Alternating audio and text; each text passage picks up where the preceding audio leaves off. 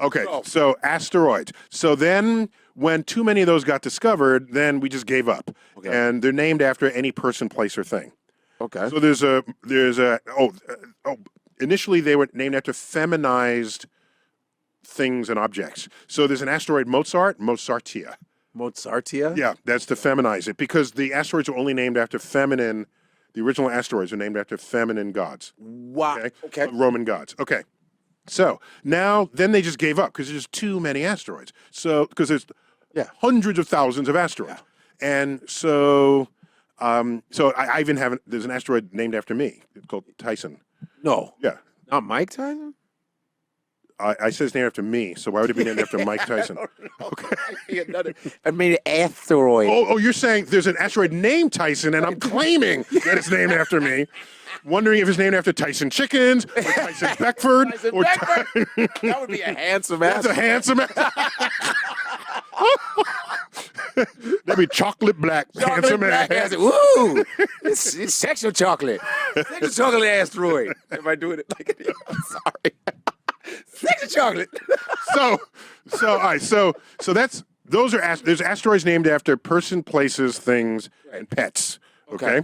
There's even one named after Santa. All right. So asteroids have the most diversity in what they have been named. Because there's so many of them. There's so many of them. Thank you. Just run out of all the gods there ever was. All right. So moons of planets, like Jupiter, any moon of any planet, is named after the Greek gods that played a role in the life of the Greek counterpart to the Roman god after whom the planet is named. Okay. So Jupiter has, one of its moons is Ganymede.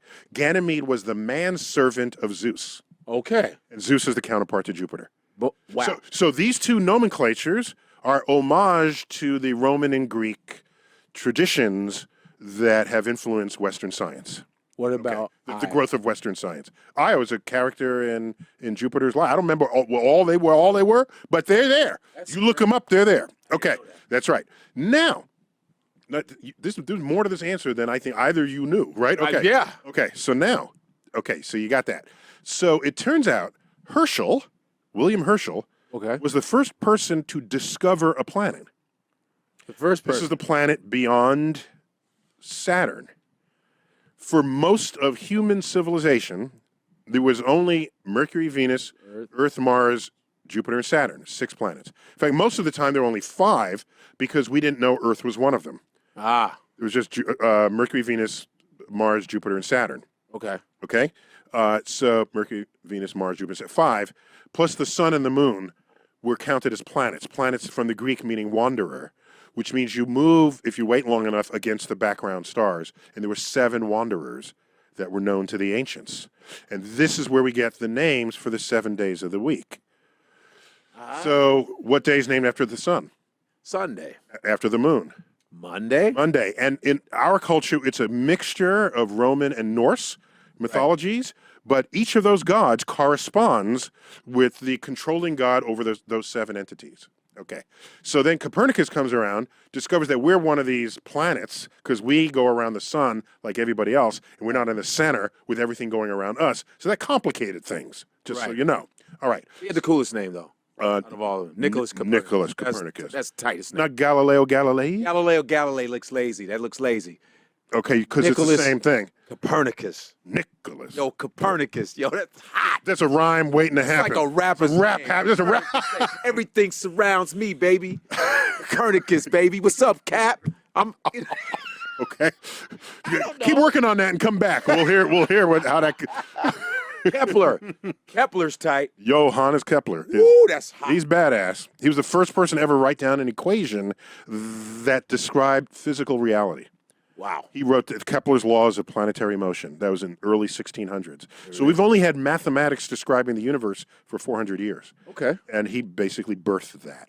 So getting back to the names. Yes. So because Herschel was the first to discover a planet, no one had a tradition of naming planets yet because they hadn't been discovered yet. Everyone knew these things in the sky. Yeah. So there was no tradition yet. Right. So he just named it after his principal funder, which was King George.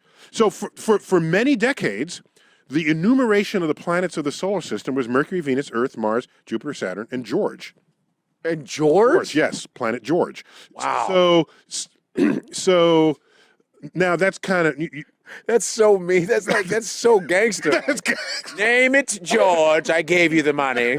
Don't try it. I want to be a planet. this didn't last internationally. It didn't last, but they had to like be nice to the Brits because they discovered it. All right. Right. So as as a recompense, Right.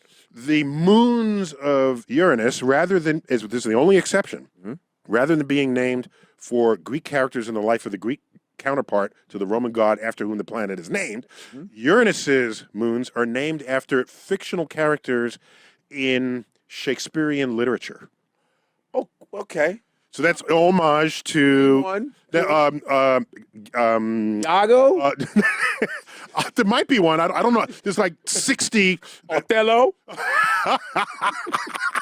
Can I get an Othello? I'll go check on that.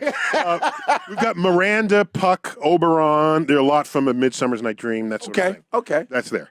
Okay. And lastly, stars are no longer really named anymore. Most of the stars that have names have Arabic names. So the Arabic tradition is also preserved in the modern reckoning of the names of things. Wow. And after a certain while, we just number them in a catalog.